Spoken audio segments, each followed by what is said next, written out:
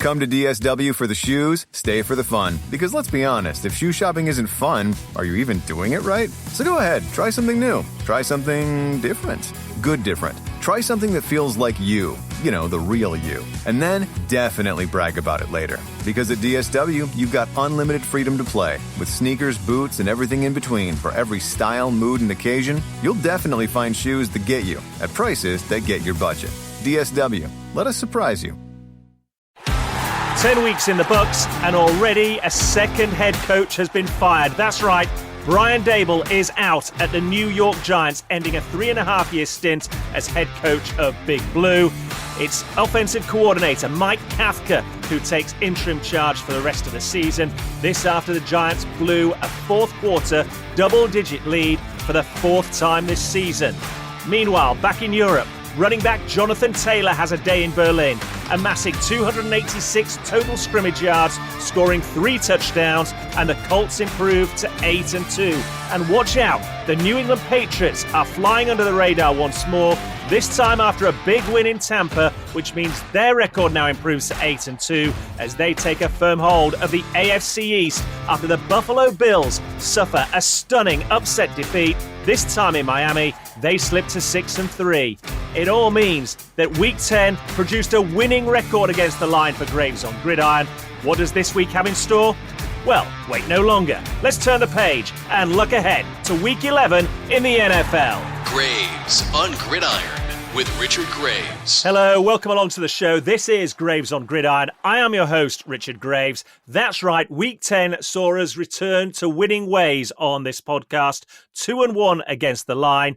The Cleveland Browns, you didn't think they could get any worse. Well, they did this past weekend. They went into their game against the New York Jets as 2.5-point favorites, and they lost against a team with a quarterback in Justin Fields, who I think I'm right in saying at one point had 12 net yards. They scored 2 touchdowns on 2 special teams, a punt return and a kick return, and the Browns could not find their way past the New York Jets. That was the negative. The positive, the Detroit Lions bounced back as we knew they would. Heavy favorites going into DC to play the Washington Commanders. They took care of business handily. And then I told you on this podcast last week, beware Jordan Love, beware the Green Bay Packers offense. There were red flags, and boy, did they show themselves in force on Monday Night Football. The Philadelphia Eagles survive a stinker in Lambeau Field to run out 10-7 winners. That's good enough for this show. We took the Eagles to cover the spread as narrow underdogs. They did. It means we're 2-1 against the line in Week 10 with an overall record on the season now of 12-16-1. We need to get back towards 500. Everybody you speak to in the NFL says November, December is the business end of this season. It's when you show your true colors. Well, the first week in November, we had a winning record. That's the mark now. That is the standard, and that's what we need to improve on. If you're new to the show, welcome along. The format is simple. Each week, I look at the slate of games on offer, take 3, break them down, give you my thoughts. 12-16-1 on the season. That needs to be better, and it's going to start with these 3 games we've selected from the Week 11 slate coming up. We'll start with 2 teams looking to bounce back, looking to get back to winning ways. The Tampa Bay Buccaneers with a 6-3 record, heading to Buffalo to take on the wounded Bills, also with a 6-3 record.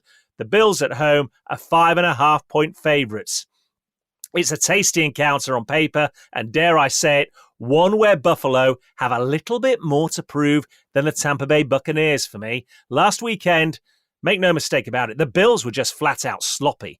They were poor when they lost down there in Miami. It's the knock on Josh Allen. Sometimes he just tries to do a little bit too much instead of just taking what the defense offers him. And that tends to lead to mistakes. We've seen it on several occasions this season already. And that's exactly what we saw down there in South Florida last weekend. How do you go from taking down the Kansas City Chiefs to quite frankly being run out of town by a lowly Miami Dolphins team, all in the space of just 7 days? It is mind-boggling. We saw similarly disappointing performances when the Bills lost to the Patriots, and in particular, when they went on the road and lost to the Atlanta Falcons early this season. Another case in point of Josh Allen not taking what the defense was offering, trying to make the money play too early, too often, and it cost the Bills. Now, look, sure, they will bounce back, and I believe that the Buffalo Bills will make the playoffs. But do they have the consistency to win it all? That's the question, folks. Well, they're going to be tested this weekend, that's for sure, because look out, here comes Baker Mayfield and the Tampa Bay Buccaneers, a team which has had more than its fair share of injuries this season. Frankly, it's been decimated at times, and yet they still find ways to win games. They are top of the NFC South. Ultimately, they came up short last weekend against the Patriots. That's one of 3 losses this season. 2 of those 3 losses, though, have been by just 5 and 6 points respectively. And when you look at the bigger picture, the injuries they've suffered, the players that they just plugged and played into their system at times, I've got to tell you, that impresses me. And it tells you that this is going to be a tough, physical, competitive game. And that's the warning sign if you're Buffalo. Tampa Bay have won 4 games already on the road this season, including up there in the Pacific Northwest against a much-touted Seattle Seahawks team. They've won those 4 games by a combined margin of 27 points. That includes a 23-3 win in New Orleans. So take that into account. 3 of those wins have come by just 7 points. This is a team that knows how to dig deep, it knows how to scrap for its life, and it knows how to eke out wins. We need to see the MVP version of Josh Allen in this contest if the Buffalo Bills are going to win this game. Running the ball will not be easy. The Bucs have the number 7th ranked rush defense. So, if you're Kenyon Coleman, if you're Stefon Diggs, you are going to have to show up in this game because Dalton Kincaid isn't going to be there. He tweaks a hamstring in that defeat in Miami. We're told he's week to week. I don't think he'll be suiting up for this game. At home, I've got to tell you, I like the Buffalo Bills. But this is a game they must control if they are going to win. You know both quarterbacks are more than capable of making big-time plays. We've seen it time and time again this season with Baker Mayfield wowing us with miracle plays, both with his arm and with his leg. That is why he is in contention and being named with the favourites for the NFL MVP through the first half of this season so far. Look, with so much on the line, I struggle to see either side engineering a big win. So I'm going to look at a 1-score game. And if you're saying a 1-score game and the Bills are 5.5-point favorites, give me the Tampa Bay Buccaneers as underdogs going up to Buffalo to cover. Take the Buccaneers at plus 5.5 points for this game. Okay, 2 more still to come to preview in Week 11, and they are going to be barn burners. Find out which games we're previewing next on Graves on Gridiron.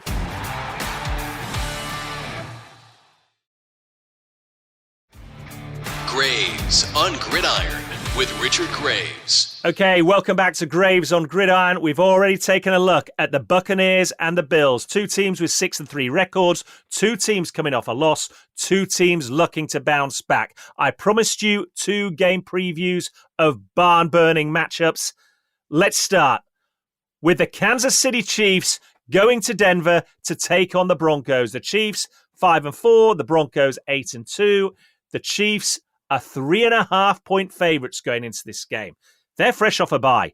The Broncos themselves, to be fair, they've had a mini bye because they beat the Las Vegas Raiders on Thursday Night Football. So they've had 9 or 10 days to get ready for this. But make no mistake, this is a heavyweight clash, not just in the division, but in the AFC conference. Denver went into Philly and took down the champions earlier this season. They faced the supercharged Cowboys offense. They shut them down. But make no mistake, this is their biggest test of the season right now. Patrick Mahomes has largely owned the AFC West as a division since becoming the starter at the Kansas City Chiefs back in 2017. In fact, the Broncos have won just 2 of their last 19 games when playing the Chiefs. And one of those wins came in the regular season finale last season when the Chiefs were resting their starters, looking towards the postseason. So I don't really count that. So are we about to see a changing of the guard this weekend? Or is it going to be more of the same? The Chiefs were 0-2 out of the gate this season. That means they're 5-2 across their last 7 games. They had their way with Lamar Jackson and the Ravens. They beat the Detroit Lions, but also lost before the bye in Buffalo. And yet, I'm forced to recall they did have the ball last in that game, and they had an opportunity to go and win it. It's what the Chiefs do, and it's why they're so dangerous when we get to the business end of the season. They now have speed on offense. They've got Xavier Worthy as wide receiver, Rashid Rice. Their defense remains one of the best units in football right now, but they do have question marks surrounding their own run game. Isaiah Pacheco leads the team with just 329 rushing yards across 8 games this season. That's barely 40 yards on the ground a game, and he's questionable for this one with a knee injury. Kareem Hunt is their second leading rusher. He has 294 yards. And then do you know who's third? It's the quarterback. It's Patrick Mahomes. He has 285. He's got 4 touchdowns as well on the ground this season. So what happens if the Chiefs go to the air? Well, this is where this matchup gets tasty. And it could be decided here because here come the Broncos with their 8-2 record and their number 5 ranked passing defense. They have the reigning Defensive Player of the Year in cornerback Patrick Surtain in their secondary. He's part of a defensive unit that ranks 3rd overall, 6th against the run, and 3rd in points allowed. The Broncos are only giving up 17.3 games on average per game this season. 17.3 points, rather, per game this season. That's the good news. There is a bad news for the Broncos. What has happened to their second-year starting quarterback, Bo Nix, and this offense this year? For me, Nick showed a ton of promise. I was one of the skeptics when he was drafted by Sean Payton and the Broncos and plugged straight in last year, but he won me over towards the end of the season, and I was expecting him to kick on this time around. He has a head coach in Sean Payton who's supposed to be an offensive guru, an offensive genius, and yet what we've seen over the past month, there's no other way to describe this, folks. It has been turgid. You look at what they've done, and aside from the fourth quarter against the Giants and a blowout win against a dreadful Cowboys defense, this is what we've had. 13 points against the New York Jets in London. 0 points through 3 quarters against the Giants. 18 points on the road against the Texans. And just 10 points last time out against the Las Vegas Raiders. Look, frankly, that is not good enough. Not by a long shot when you're playing a team that's been to the Super Bowl itself 5 times in the last 6 years and won it all on 3 of those visits. So it's a show-me game now for both teams. The Kansas City Chiefs win this one, and everyone will believe that they're the major contenders coming out of the AFC once again. If Denver win, and suddenly they have a 9-2 record, you can't argue with those credentials.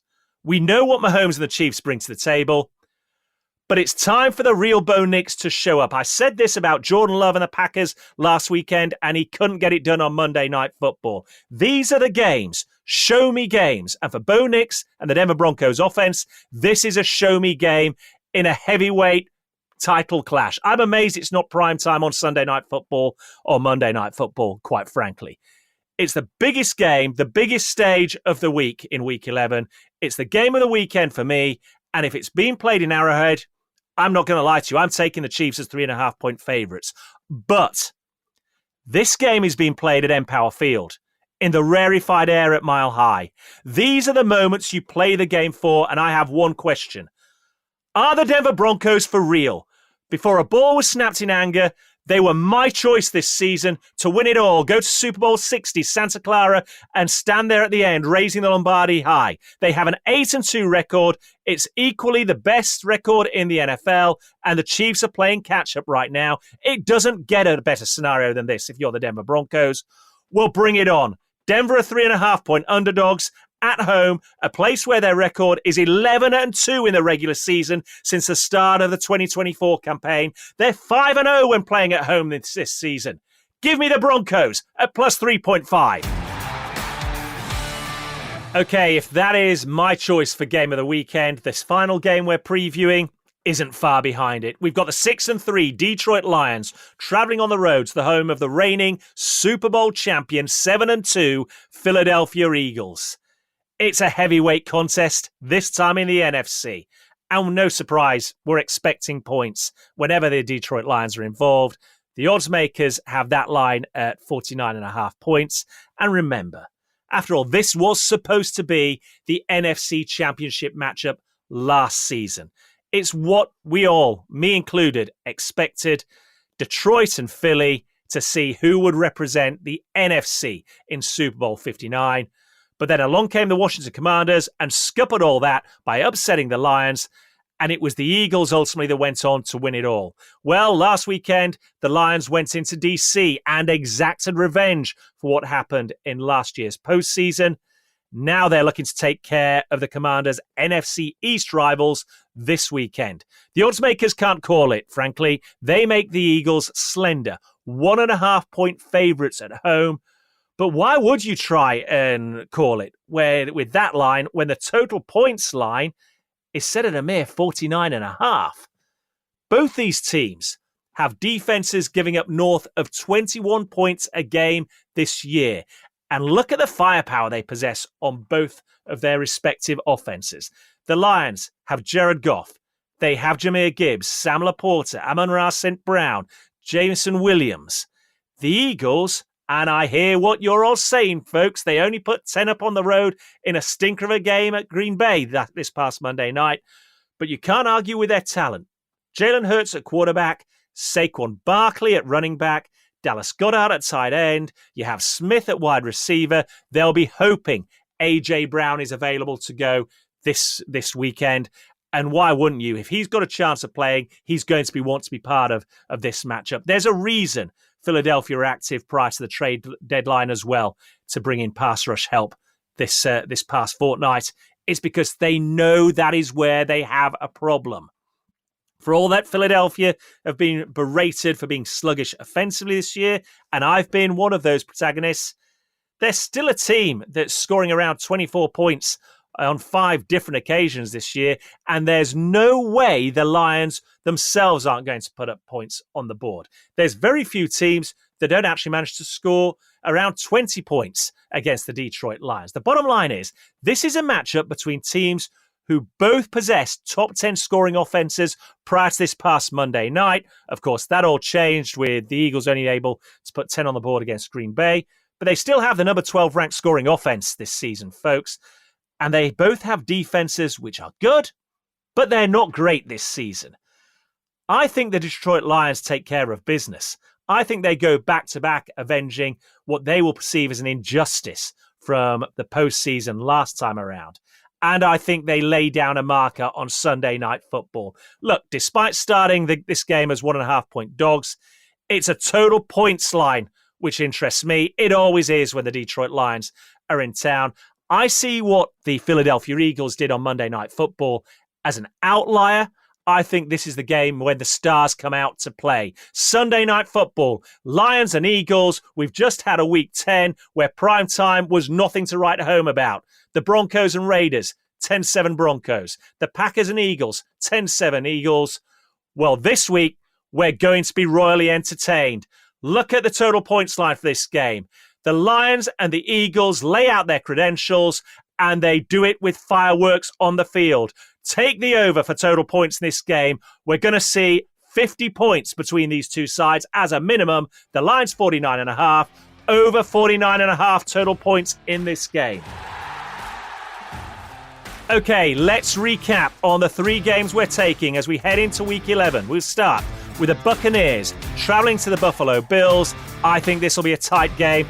I think the line is heavily skewed against the Tampa Bay Buccaneers to the extent that I cannot resist it. Take the Bucs to cover at plus 5.5 points.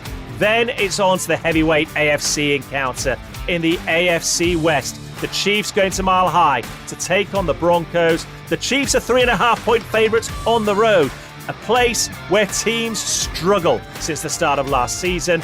And this is going to be a tight arm wrestling game as well. Take the Denver Broncos to cover as 3.5 point underdogs. The Broncos at plus 3.5. And then we finish at the Linc, the city of brotherly love. The Lions and the Eagles. We're going to have fireworks in this one.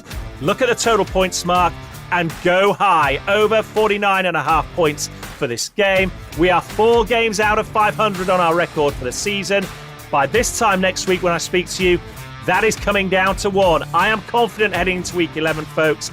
As always, it's been a blast discussing the Week 11 matchups with you. If you've got opinions, get in touch with me. Hit me up on X at Richard Graves1. Facebook, it's Richard Graves RDG Media. On Instagram, it's RDG Media UK. Wherever you are, whatever platform is your preference, hit me up, give me your thoughts. Week 11 is here, folks, and I can't wait. So long, everybody. Subscribe to Graves on Gridiron wherever you listen to podcasts. And keep up to date with the latest on Twitter. Search for Richard Graves 1. That's Richard Graves, the number 1.